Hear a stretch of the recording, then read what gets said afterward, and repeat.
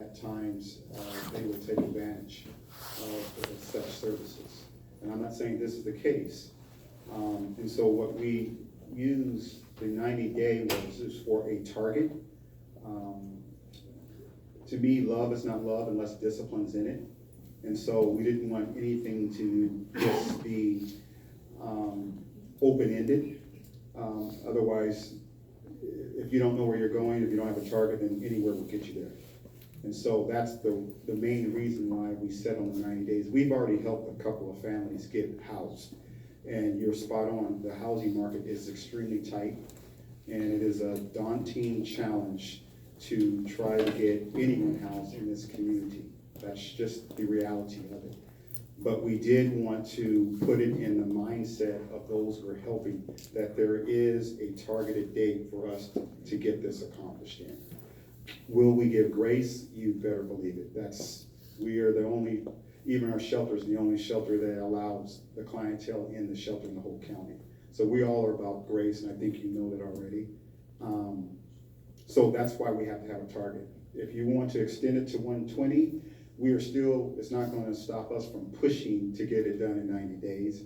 And quite honestly, I don't know what percentage. I would be surprised if we had 50% of it done in that period of time, just to be candid about it. So, I'm less concerned about the program you're going to be operating. I think I'm referring much more to the deferred enforcement, to the temporary deferred enforcement piece. sorry. But still, I understand what staff is saying. They want your 90-day period to coincide with their 90-day period, to the extent that we've already set up here that if you need to extend it, you should extend it, your period, your piece.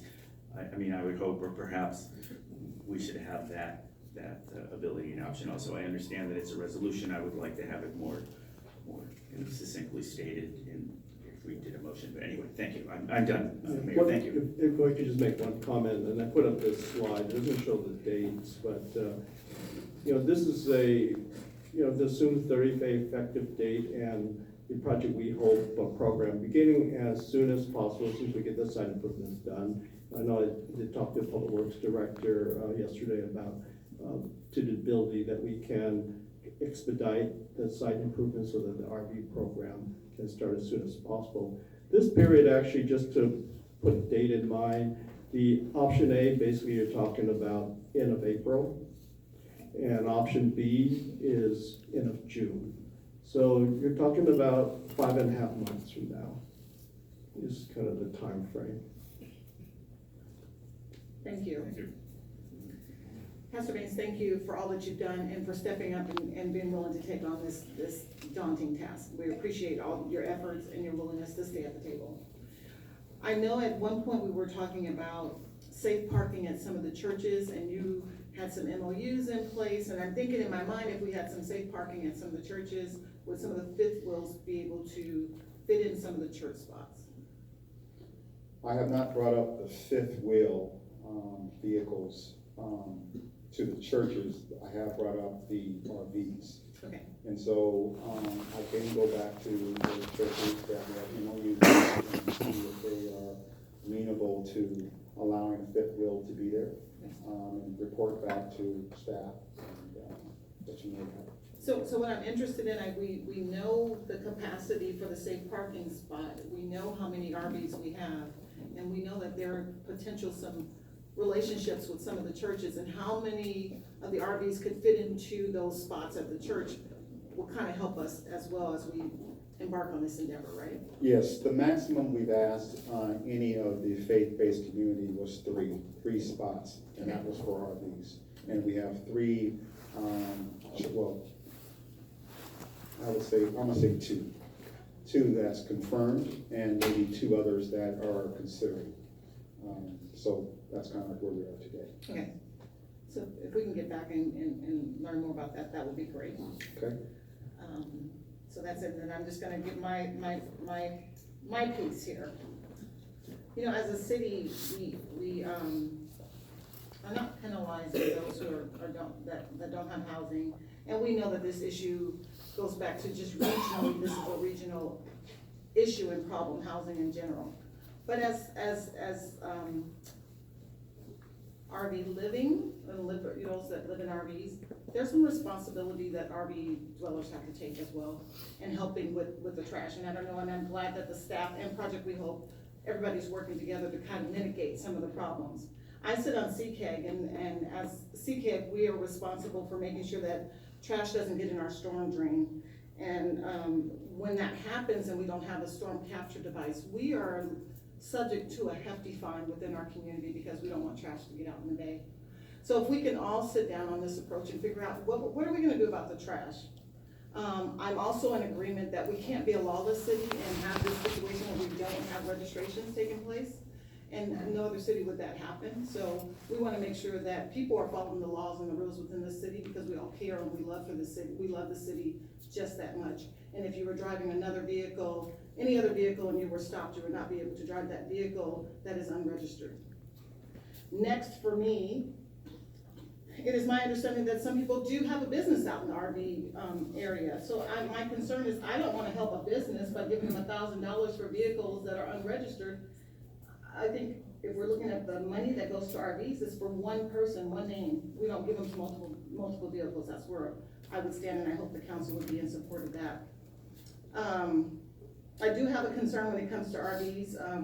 If you have visitors that come to town, some people travel in their RVs and they come and visit. And if we have this overnight, oversized ordinance, where do those vehicles park when you have visitors come and visit? And we should at least think about what that might look like. I'm also in agreement that on the Bay Road area, we have to be responsible as a city to make sure that those abandoned vehicles and vehicles that are not running and that are out there, that we're being responsible in removing those. Because Bay Road is our jewel. That's where we're gonna have our downtown area, and we wanna be respectful and happy to have that. The vice mayor has already indicated that when we had a meeting with Mark Berman, this is a regional issue. This isn't East Palo Alto's issues to address on its own. So I've asked to have a regional meeting with cities to figure out what the solution looks like for RV living. Because we can come up with a solution here on our own. It will impact Menlo Park, it'll impact all those who are around us. And we don't want to push burden somewhere else. But we want to acknowledge that housing is a problem and we have to address it, and we want a regional approach. So, Assemblyman Berman's office said that he would even help to facilitate this meeting regionally with regional leaders to have a discussion about what does RV living look like in our region.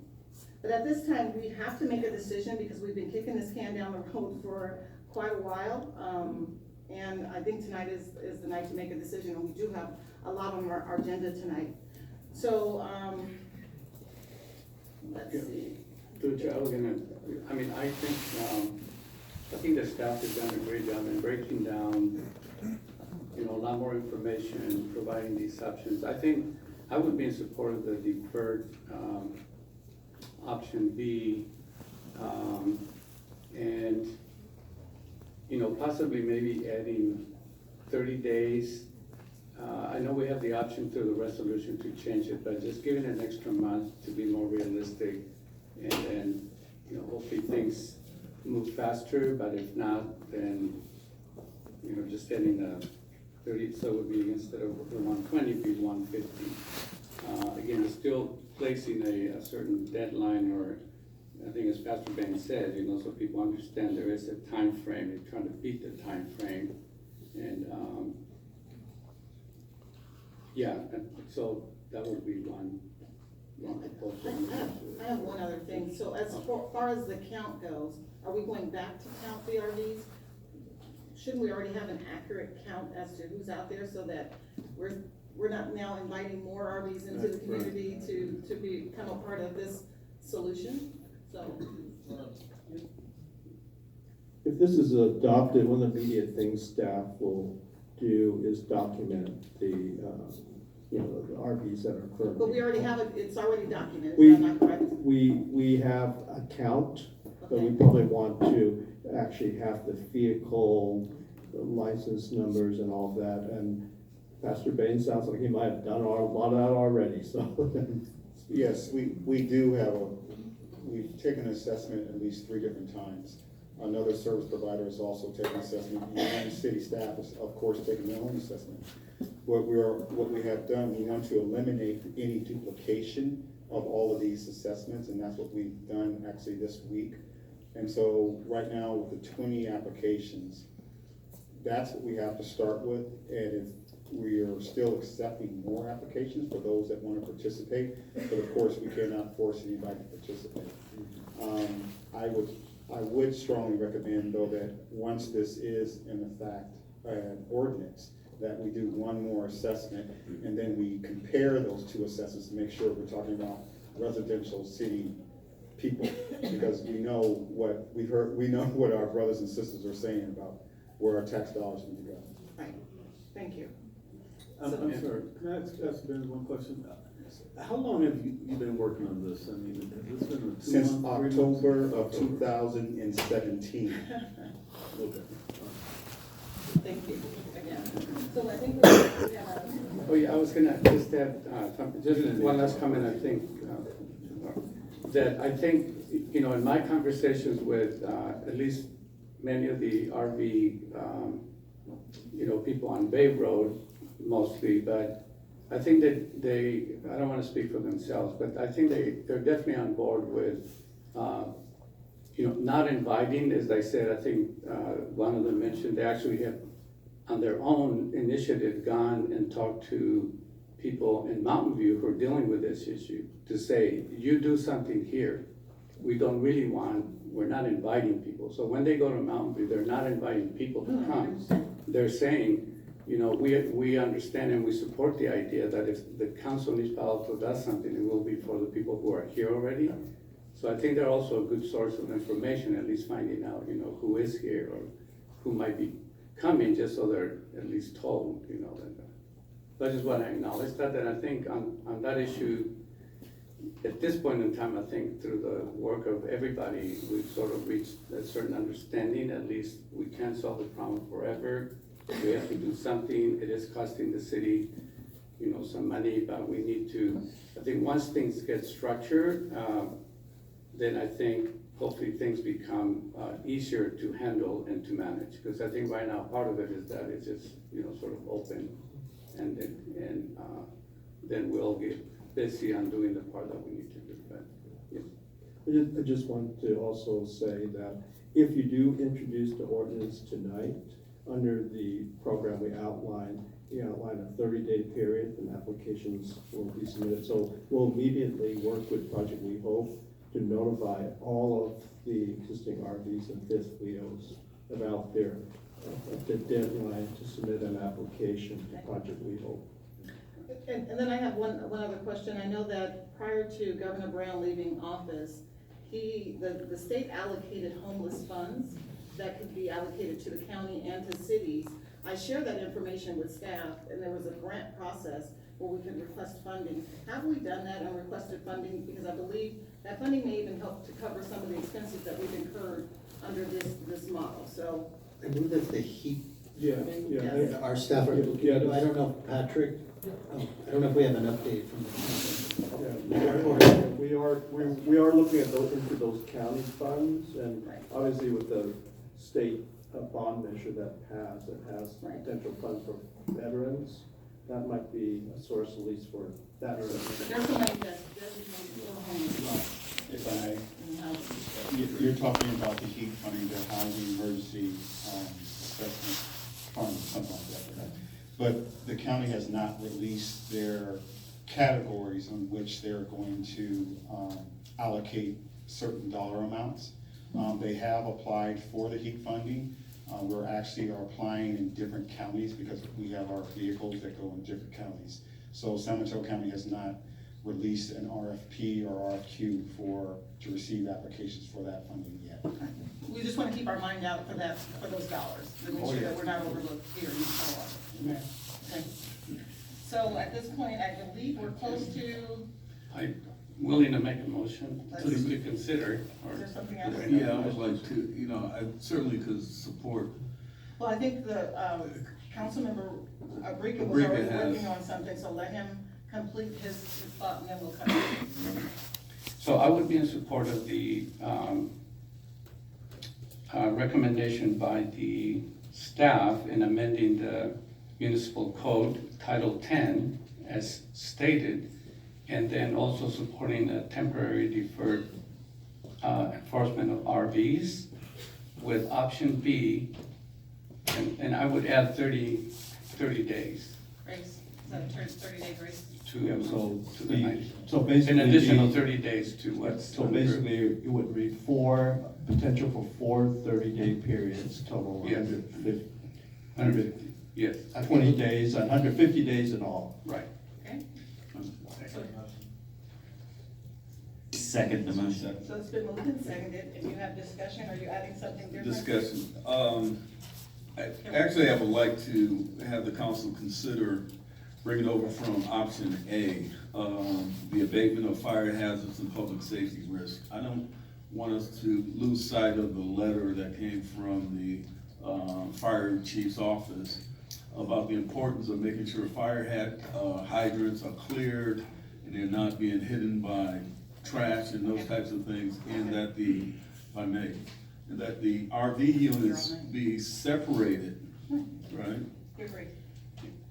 So So you're that- amenable to those changes? Yes, and I assume this would include that too, but yes. It's good to Yeah. clarify that. That would be, that's basically under the summary of city council direction, item 4, the proposal to allocate up to 30,000 for K-rails during the deferred enforcement period. So that would, yeah, I mean, yes, I definitely appreciate Councilmember Moody's reference. I just sort of assume that anything we do takes care of any hazard with fire related. Right? So that, I'll accept that modification. And I can clarify the hydrants when Yeah. council is done with their process on this. I can give an update on that status. Okay. So we're ready for a vote. We're gonna take a vote on this. One or you second. want- We need a couple clarifying questions. Sure. And if maybe it will elicit council direction on those issues. The ordinance tonight, if you turn to page 79 in the packet, has a section 5 called effective date. And we anticipated that the council would be interested in potentially adopting via a resolution a deferred enforcement program. So just to make it clear, since Councilmember Abrika has expressed that interest as part of his motion, the language that would be included as part of the introduction is the language that is identified as alternate language. It reads, "The ordinance shall take effect and be in full force 30 days after the date of its adoption. The council shall by resolution implement a deferred enforcement program for owners, or occupants of the recreational vehicles that submit an application to participate in the program." So that is the language that will be part of the ordinance introduced. Yes. And then separately, we have included a resolution as part of the packet that would adopt, if the council adopts the resolution, would implement. Would that be a separate motion? Or You that can could be include it as part of the same motion, if you desire. It could also Yes. be two separate motions. Yeah, I would include it as you stated, with that language and including the resolution, which addresses the deferred. Correct. It would be a resolution authorizing the temporary deferred enforcement program for the RSD program. Okay. And that resolution, right now says 3 30-day periods, and our understanding is Yeah, council so wants 4 I- 30-day yes, periods. correct. We're gonna At least that's the motion, yeah. Just, if I may, just really kind of a question for the city attorney. Right now, a portion of the deferred enforcement period indicates the later of 30 days or the commencement date of the RSVP, whichever occurs later. The language in the alternative simply says effective date 30 days. So we need to clarify. So I would follow that, in other words, I was following that, I was just getting the 30 days to that. The alternate, yes, okay, so there's two different issues. The first one is the effective date of the ordinance. The alternate language would state that, like any ordinance, it would be effective 30 days after adoption. Separately, as part of the resolution, adopting the program and the attachment that is part of, that adopts the program, there is timeframes in terms of deferred enforcement regarding when the RVs would have to submit applications and move out. That language within the resolution and the program, we are gonna extend it an additional 30 days. Right. With the, as stated just right now by Community Development Director. It would be, yeah, and this is really clarification for our city attorney. The discussion was 30 days after the adoption or after the commencement date of the state park and park route, whichever occurs later. So that second piece. That was the staff's, I see, okay, so we're just adding a clause, essentially to the alternate language. Correct, okay. But the goal, excuse me, isn't the goal of the alternate language to go into effect? I mean, the feeling. Within 30 The days, feeling and was the to- extension is in the resolution? Yeah, the feeling was to coincide the start of the deferral period to coincide with the start of the RV safe parking program, so that initial 90 days Yeah. coincides with the first 90-day period for the RV parkers. That was the intent of having that yes. later date clause. So That works, that's fine. Right. And Okay. we'll add it as a clause to make that clear, because it's true, the resolution matches the language. The language. If the program language in the resolution matches Okay. the language stated by Mr. Hahn, so we'll make that addition. That is wrong. So I accept those, thanks for the help in wording and to be included. So that's my motion. Motion has been seconded. All those in favor of supporting this motion, please sign aye. Aye. Aye. Any abstentions? This motion passes. Yay! Yay! That's deserved clap. Congratulations.